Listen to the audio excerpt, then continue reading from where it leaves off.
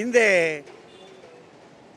நம்முடைய அன்புக்குரிய மறைந்த மேயர் முத்து அவருடைய சிலையை திறப்பதற்கு நேற்றைய நாள் குறிக்கப்பட்டிருந்தது. நேற்றே நான் இங்கே வந்து அவரை பற்றி சிலர் சொல்ல வேண்டும் என்று சொல்லி அவருடைய மேயர் முத்து அவருடைய மகன் கருணாநிதி முத்துவினால் அழைக்கப்பட்டிருந்தேன். ஆனால் நேற்று இருந்த சூழல் இங்கே வந்து எந்த நிகழ்ச்சி நடத்த முடியாது. ஏன்னா முதல்வர் வருவதற்கும் அவரது சிலையை திறந்து வைப்பதற்குமான அவ்வளவுதான் முடியும் அந்த கூட்டத்துக்குள்ளே. அதனால் அது நடக்க முடியாமல் போயிடுச்சு. ஆனாலும் இவர் மேயர் முத்து அவர்கள் தமிழ்நாட்டின் பொது சொத்து. அவர் ஒரு இடத்துக்கோ உரியவர் அல்ல. தமிழகத்துக்குள்ளே பகுத்தறிவு இயக்கத்தையும் ஒடுக்கப்பட்ட மக்களுடைய விடுதலையையும் தேடி அவர் கடுமையாக உழைத்தவர். அவர் இந்த இடத்துல அவருடைய சிலையை வைத்திருப்பதற்கு காரணமே இந்த மெஜினா கோட்ஸ் மில் இருக்கு பாருங்க. இதில் அவர் 1937 41 வரைக்கும் வேலை பார்த்துருக்கிறார். அப்படி வேலை பார்ப்பதற்கு முன்னாடி அவர் இந்த மதுரையை சார்ந்தவர் அல்ல. மானாமதுரைக்கு பக்கத்தில் பொன்பச்சேரின்னு சொல்லி ஒரு ஊர், ஒரு சீரூர், அந்த சிற்றூரில் பிறந்தவர்.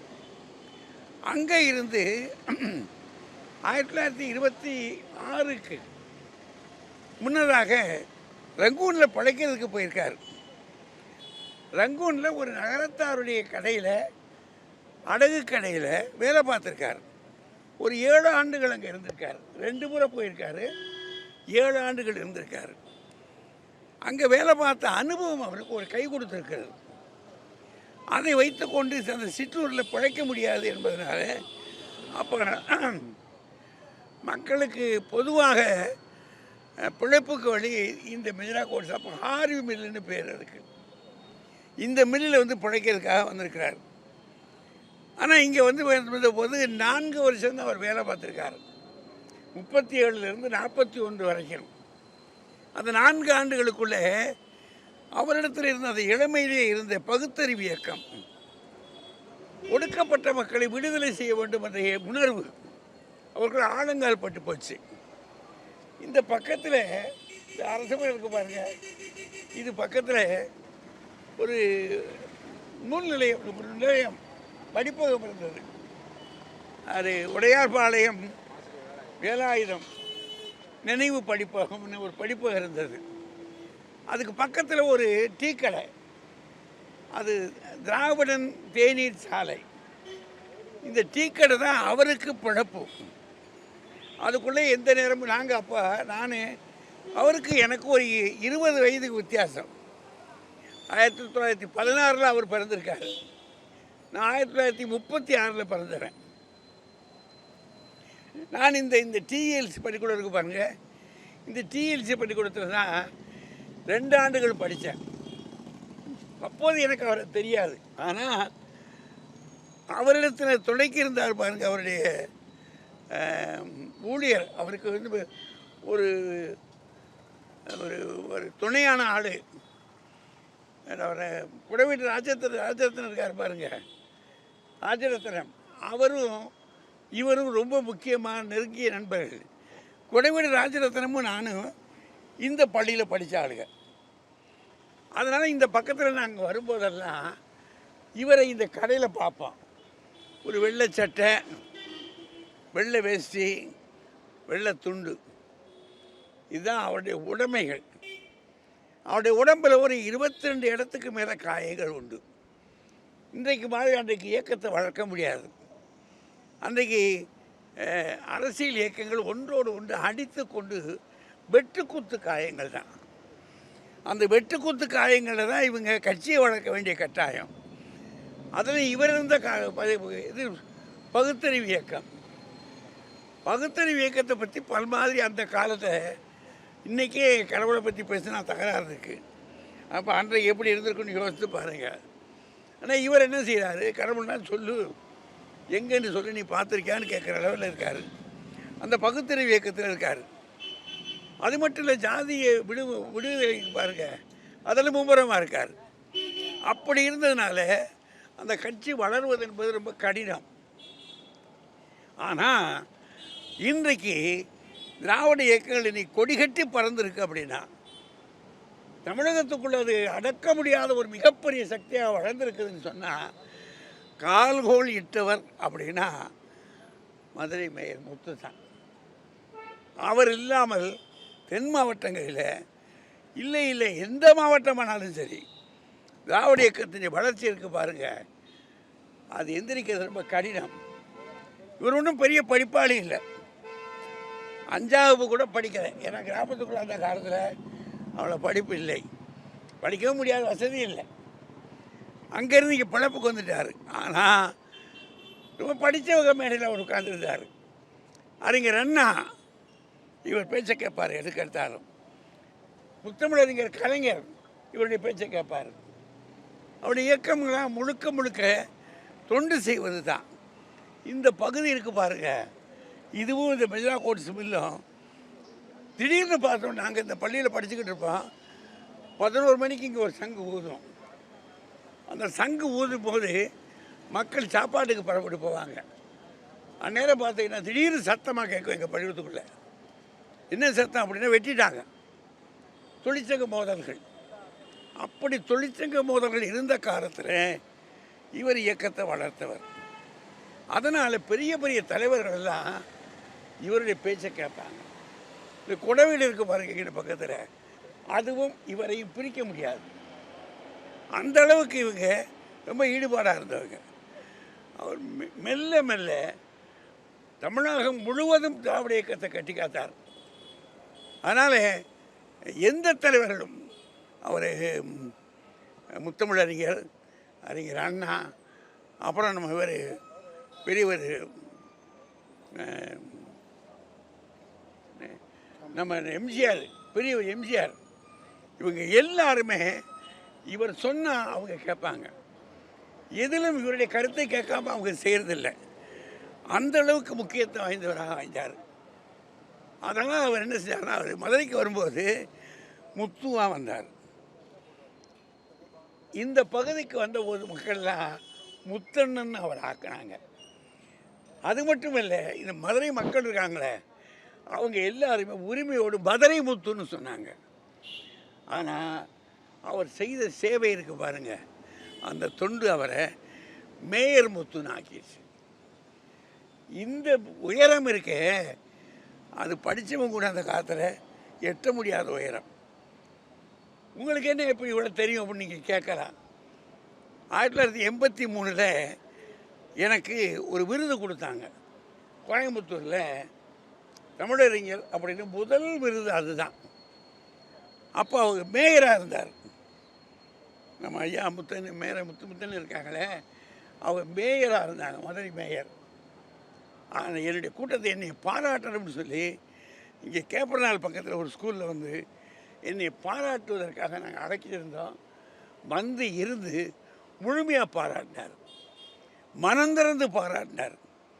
அவருடைய வார்த்தைகள், அந்த அவர் சொன்ன வார்த்தைகள் இருக்குது பாருங்கள், அது மட்டும் இல்லை, அவர் எப்போதும் வாப்பா அடிக்கடி கொஞ்ச நேரம் பேசிக்கிட்டு இருக்கலாம் அவங்ககிட்ட அப்படின்னு. அவருடைய கடைசி காலம் அது 84களில் அவர் தவறுறாங்க. அந்த கடைசி காலத்தில் அத்தனை பிரியமாக இடத்துல இருந்தார். அவருக்கும் எனக்கும் ஒரு தவிர்க்க முடியாத தொடர்பு இருந்தது. அந்த தொடர்பில் தான் நாங்கள் இன்றைக்கு வந்தோம். இன்றைக்கு வந்து அவரை இனம் பார்ப்பது, உரியவங்க உறவு பார்க்கறதா இல்லை, அவர் எல்லாருக்கும் உறவு, எல்லா மக்களுக்குமான சொத்தாக போயிட்டார் அவர். அவரால் மதுரை வளர்ந்தது. குறிப்பாக சொல்லணும் அப்படின்னு சொன்னால் ஒரு 2-3 செய்தி சொல்லலாம். அவங்கள பற்றி சொல்கிறதுன்னு சொன்னால், இன்றைக்கி நம்ம பேர் எம்ஜிஆர் இது இருக்கு பாருங்க, பர்சனல் பேருந்து இல்லையா, மாட்டுத்தாவணி. அந்த மாட்டுத்தாவணி 17 ஏக்கர் அது. அந்த இடத்த அதுக்கு வருவதற்கு முன்னாடி அந்த இடத்த வந்து கேட்குறாங்க. மதுரைண்டு ஒரு பெரிய பணக்காரர் வந்து இந்த இடத்த கொடுங்க, இதுக்கு நகராட்சி வந்தானே, என்கிட்ட கொடுங்க, நான் கல்லூரி கட்டிடுறேன் அதுக்கு இப்போ படிக்கிறவங்களுக்கு வசதியாக இருக்கும் அப்படின்றாங்க. கல்லூரியின் உடனே இவருடைய மனசில் ஒரு ஆட்டம் வந்துடுச்சு, கொடுத்துடலாமே அப்படின்னு யோசிக்கிறாரு. அப்புறம் திரும்ப திரும்ப யோசிக்கிறார். நான் யோசித்து சொல்கிறேங்கன்னு சொல்லிடுறாரு. அடுத்து இவருக்கு தொலைபேசியில் சொல்லி வாங்கன்னு கூப்பிட்றாரு. கூப்பிட்டு இல்லைங்க, அது பொதுமக்கள் சொத்து, எதுக்காவது பயன்படும், வேண்டாம், நான் தர்றதுக்கு இல்லை, நான் அனுமதி கொடுக்கறது இல்லை அப்படின்னு சொல்லிட்டார். அந்த அளவுக்கு அவர் தீர்மானமான ஞான கூர்மை அவருக்கு அதிகம் உண்டு. அது மட்டும் இல்லை, இன்னும் ஒரு செய்தி உங்களுக்கு முக்கியமாக சொல்லலாம். 1946 கருஞ்சட்டை படைன்னு சொல்லி அப்போ பெரியார் பகுத்தறிவு பெரியார் இருக்கார். ஒரு மதுரையில் ஒரு கருஞ்சட்டை படை மாநாடு ஒன்று நடத்துனாங்க வைகை ஆற்றுக்குள்ளே. அப்போல்லாம் சின்ன பையன். அந்த மாநாட்டுக்கு இவர் தொண்டர் தான். ஆனால் இவரும் இந்த அரசடி மக்களும் இல்லை அப்படின்னு சொன்னால் அந்த மாநாடு சிறப்பாக நடந்திருக்காது. அதில் எவ்வளோ பெரிய நெருக்கடி அப்படின்னு சொன்னால், அன்றைக்கு தந்தை பெரியாரும் அறிஞர் அண்ணாவும் அப்போ 46களில் சாதாரணமாக மக்களுக்கு அதிகம் தெரியாதவங்க. ஒரு நிகழ்ச்சி சொல்லிடுறேன். அதை நம்ம ரயிலடி நிலையத்துக்கு வருகிற மதுரை ரயிலடி நிலையம், ரயில் நிலையத்துக்கு 2 பேரும் வந்திருக்காங்க இந்த மாநாட்டுக்கு வர்றதுக்காக. அப்படி வந்தால் குதிரை வண்டி தொழிலாளிகள், குதிரை வண்டி தான் அங்கே இருந்தது, இந்த பஸ்ஸெல்லாம் கணக்கில் இல்லை. குதிரை வண்டிக்காக அவங்க பார்க்குறாங்க. 1 மணி நேரமாக நிற்கிறாங்க, ஒரு குதிரை வண்டி வரமாட்டேங்கிறாங்க. குதிரை வண்டிக்காரங்க நான் வர முடியாது அப்படின்னாங்க. என்ன அப்படின்னா, அந்த குதிரை வண்டிக்காரர்லாம் ஒரு தொழிற்சங்கத்துக்குள்ளே வசப்பட்டிருக்காங்க. அந்த தொழிற்சங்கத்துக்கு தலைவர் யாருன்னு சொன்னால் வைத்தியநாதையர்னு ஒரு பெரிய அறிஞர். அவரும் பொதுமக்களுக்கு ஒடுக்கப்பட்ட மக்களுக்கு சேவை செய்தவர். ஆனால் காங்கிரஸ் இயக்கத்தை சேர்ந்தது. பகுத்தறிவு இயக்கத்துக்கு முழுமையாக வெறுப்பு. ஆனால் அவர் முடியாதுங்க, நாங்கள் வர முடியாது, ஒருவரும் வரல. அப்படி 1 மணி நேரம் காக்க வச்சிருந்த ஆள், அவருடைய சிலையை காங்கிரஸ் இயக்கம் ஆட்சியில் இருந்தபோது மதுரையில் நிறுவுவதற்கு ஏற்பாடு பண்ணிட்டாங்க. சிலையெல்லாம் தயாராகிடுச்சு. ஆனால் சிலையை வைப்பதற்கு முன்னாடி அந்த இயக்கம் 1967 அந்த 67 அது தோற்று போச்சு. இயக்கம் தோற்று போனதுனால என்ன ஆயிடுச்சுன்னு சொன்னால், சிலையை வெள்ளை துணியை போட்டு கட்டி நம்ம தேவி டாக்ஸ் பக்கத்தில் ஒரு ஒரு பஸ்ஸுகள்லாம் நிற்கிறதுக்கும் ரிப்பேர் பண்ணுறதுக்கும் ஒரு தொழிற்கூடம் மாதிரி இருக்கும். ஆமாம், அதில் தான் ரெக்கார்டெல்லாம் வச்சுருப்பாங்க. இவர் மேயர் ஆன ஒருபாடு அந்த ரெக்கார்டை பார்க்குறதுக்காக அங்கே போகிறாரு. போனால் அங்கே ஒரு மூலையில் ஒரு குண்டு சிலை ஒன்று வெள்ளை துணியை போட்டு கட்டி வச்சுருக்கு. அதை என்னப்பா இது, ஏதோ ஒரு இது கிடக்கு, என்ன விவரம்னு கேட்குறாரு. அப்போ அங்கே இருக்கிறவங்க சொன்னாங்க, ஐயா இது காங்கிரஸ் பேர் இயக்கத்து காலத்தில் செய்யப்பட்டது, ஆனால் அதை என்ன செய்கிறதுன்னு ஒன்றும் தெரியாது, இதை வைக்கிறதுக்கு இனி யார் வைக்க போகிறது, இப்போ அரசு மாறிடுச்சு, வைக்கணும்ல அப்படின்னா. உடனே இவர் என்ன சொல்கிறாரு, நல்லா ஞாபகம் வச்சுக்கோங்க, 46களில் நடத்த விடாதபடிக்கு விரட்டினவர், மிகப்பெரிய கலவரத்தை உண்டாக்கி அந்த கருஞ்சட்டைப்படை மாநாட்டை ஒன்றுமில்லாமல் ஆக்கினவர் வைத்தியநாதையர். அப்படிப்பட்ட ஆளை இவர் என்ன சொல்கிறாரு, என்னப்பா இது, அவர் காங்கிரஸில் பாடுபட்டவர், நமக்கு விடுதலை வாங்கி கொடுத்தவர். அது மட்டும் இல்லை, ஏழை மக்களையும் ஒடுக்கப்பட்ட மக்களையும் மீனாட்சி அம்மன் கோயிலுக்குள்ளே போகிறதுக்கு முதல்ல வழி செஞ்ச ஆட்கள் அவர் ஒருத்தர். அப்படிப்பட்ட சிலையை நம்ம வைக்காமல் இருக்கலாமா, வைக்கணும் அப்படின்னு சொல்லி ரொம்ப பெரிய மனசு பண்ணி, நம்ம மீனாட்சி அம்மன் கோயில் இருக்க பாருங்கள், அதுக்கிட்ட 10 சிலை இருக்குது. அப்படின்னா யோசித்து பாருங்கள், அறிஞர் அண்ணா சொன்ன கண்ணியம்னு சொன்னதுக்கு பாருங்கள், அதை எப்படி செயல்படுத்துறதுன்னு சொல்லி எந்த காரியமானாலும் சரி, இப்படி இங்கே மதுரையில் எந்த இடமா இருந்தாலும், பாலங்களாக இருந்தாலும் சரி, கல்லூரிகளாக இருந்தாலும் சரி, பல்வேறு கட்டடங்கள் எனக்கு இது நகராட்சி மன்றம் இருக்கே, அதெல்லாம் இவருடைய காலத்தில் வந்தது. நகராட்சி மன்றத்துக்கு கட்டடமே கிடையாது. ஆனால் இவர் தான் திட்டமிட்டு அங்கே போய் நகராட்சி மன்றத்தை கட்டணும்னு சொல்லி சொல்லி மதுரைக்கு என்னென்ன கொண்டு வர வேண்டும் என்று அத்தனையும் செய்து கொடுத்த ஒரு பெரிய மேதை அவர். அவர் படிக்கலை, ஆனால் படித்தவர்களுக்கெல்லாம் மேலே. அவர் ஒரு சாதாரண மனிதர் தான், ஆனால் மிகப்பெரிய சாதனைகளின் மனிதர். அவர் ஆற்றி இருக்கிற சேவை இருக்கு பாருங்க. தமிழகமும் மதுரையும் இந்த பகுதி மக்களும் ஒரு நாள் மறந்துட மாட்டாங்க. என்னென்னு மறக்காமல் இருக்கணும் அப்படின்னா, நேற்று நம்ம முதல்வர் இருந்தது சிலையை திறந்து வச்சது ஒரு பெருமையான காரியம், ஒரு மிகப்பெரிய வரலாறு, மிகப்பெரிய வரலாறு. அவர் இதோடு மட்டும் நின்றக்கூடாது. இந்த பகுதி இருக்குது பாருங்கள், இங்கேருந்து சிறைச்சாலை வரைக்கும், இதுக்கு பேர் இப்போ புது சிறைச்சாலைன்னு இருக்குது. நியூ ஜெயில் ரோடு புது சிறைச்சாலை. இது இந்த சிறைச்சாலை போச்சு, இனிமேல் இப்போ இங்கே இருக்காது, இடம் பார்த்த போகிறாங்க. இப்போ இந்த இடத்துக்கு, இந்த வீதிக்கு முதல் மேயர் முத்து சாலை, முதல் மேயர் முத்து, ஏன்னா மதுரைக்கு முதல் மேயர் அவர் தான், முதல் மேயர் முத்து சாலை அப்படின்னு பேர் வைப்பதற்கு பாருங்க, அதுதான் மிகப்பெரிய தொண்டு, அது மிகப்பெரிய சேவை. அதனால் அவரை பாராட்டுவது எத்தனையானாலும் தகும் என்று சொல்லி எல்லா மக்களும் கூடி அவரிடம் மதிப்பு ஆகியிருக்கிறாங்க. இன்னும் ஒரு உதாரணம் சொல்லணும் அப்படின்னா, அவர் காலத்தில் இந்த பிளைமவுத்துன்ற கார் ரொம்ப ஃபேமஸ், பிளைமவுத்து கார். அந்த கார் தான் அவர் வச்சுருந்தார் மேயர் முத்து. அந்த காரை ஓட்டுவதற்கு இருந்தவர் ஒரு சொல்லலாம் பிராமண சகோதரர். அந்த சகோதரர் தான், அவர் பேர் மீனாட்சி சுந்தரம். அவர் தான் அதை ஓட்டியிருக்கிறார். ரொம்ப பிரியமாக இருப்பார், காரை அவ்வளோ பதனமாக வச்சுக்குவார். அவருடைய வீட்டுக்கு ஒரு காலத்தில் அவர்கிட்ட ஓய்வு பெற்று வீட்டில் இருந்தபோது ஒரு மேயருடைய மகன் கருணாநிதி முத்து இருக்காரு, உறவு சொல்லி அந்த வீட்டுக்கு போயிருக்காரு.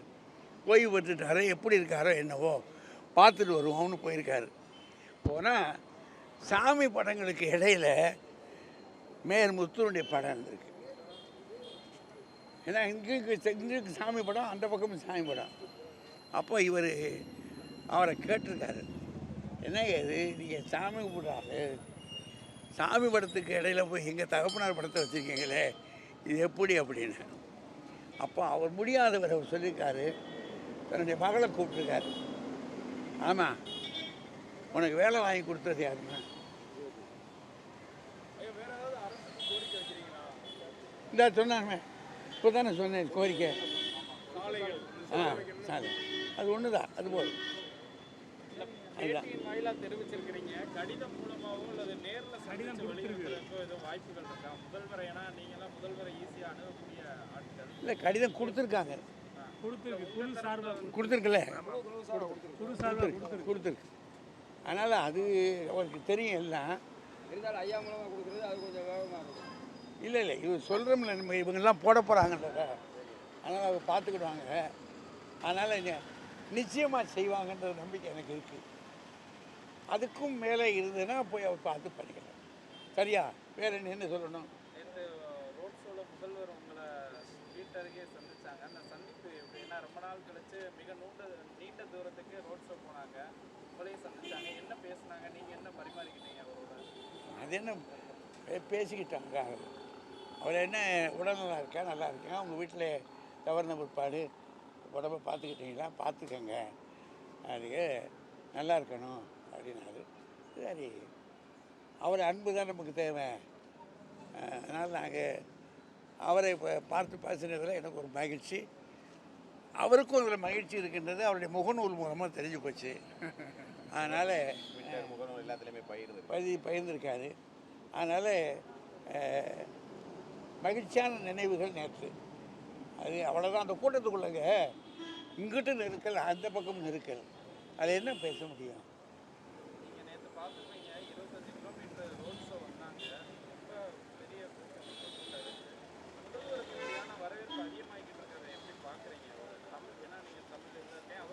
நான் ஒரு தமிழாசிரியர், ரொம்ப பெரிய அரசியல்வாதி அல்ல, அனுதாபி தான். பகுத்தறிவு இயக்கங்களுக்கும் இந்த மக்களுடைய ஒடுக்கப்பட்ட மக்களுடைய விடுதலைக்குமான ஒரு பெரிய அனுதாபி தான் நான். அதனால் முழுமையாக போய் அந்த அரசியலுக்குள்ள நுழையவோ, எனக்கு அவரை பற்றி ஒரு அபிமானம் உண்டு. அவரை பற்றியும் முத்தமிழறிஞர் கலைஞரை பற்றியும் அறிஞர் அண்ணாவை பற்றியும் ஒரு அபிமானம் உண்டு. ஏன்னா தமிழ் இந்த மண்ணில் தழைத்தது அப்படின்னு சொன்னால் அதுக்கு அவங்க தான் காரணம். தமிழாசிரியர்கள்லாம் இன்றைக்கு வீறு கொண்டு நிற்கிறாங்க அப்படின்னா அது எனக்கு தெரியும். தமிழாசிரியர்களை பற்றி அந்த காலத்தில் ஆடிசாப்பட்டி அம்மையப்ப பிள்ளைன்னு ஒரு கதை எழுதியிருந்தான். அதை அந்த இதில் உருவங்களை பார்த்தீங்கன்னா கேலி பண்ணுவாங்க தமிழாசிரியர்களை, ரொம்ப கேலி, கடைத்தரமான ஆசிரியர்களாக வச்சுருந்தாங்க. அந்த தமிழாசிரியர்களை நிமிர்த்தி வச்சவரும் தமிழை தலைக்கு மேலே கொண்டு போய் நிறுத்தியவர்கள் சொன்னால் இந்த பகுத்தறிவு இயக்கம் தான். அப்போ நான் அதை படித்த தமிழாசிரியனாக இருக்கக்கூடாது, நன்றி செய்ய வேண்டாமா? கடைசியாக ஒன்று ஜூன் 3ஆம் தேதி கருணாநிதி பிறந்த நாளை செம்மொழி நாளாக நாடெங்கும் கொண்டாட போகிறோன்னு இன்றைக்கி அறிவிச்சிருக்கிறாங்க. இதை எப்படி பார்க்குறீங்க நீங்கள்? அவருக்கு எல்லா மரியாதையும் செய்ய வேண்டும். ஏன்னா செம்மொழி என்ற அந்தஸ்தை வாங்கி கொடுத்தவர் அவர் தான். அதை தமிழ் மறந்துட முடியாது. காலம் உள்ள வர வரைக்கும் அவருடைய புகழ் பேசப்படும். சரிங்களா? நன்றி நன்றி. உங்கள் அன்புக்கு ரொம்ப நன்றி. அத்தனை பேருக்கும் என்னுடைய வணக்கமும் வாழ்த்துக்களும். நன்றி. இங்கே ஐயா வணக்கம்.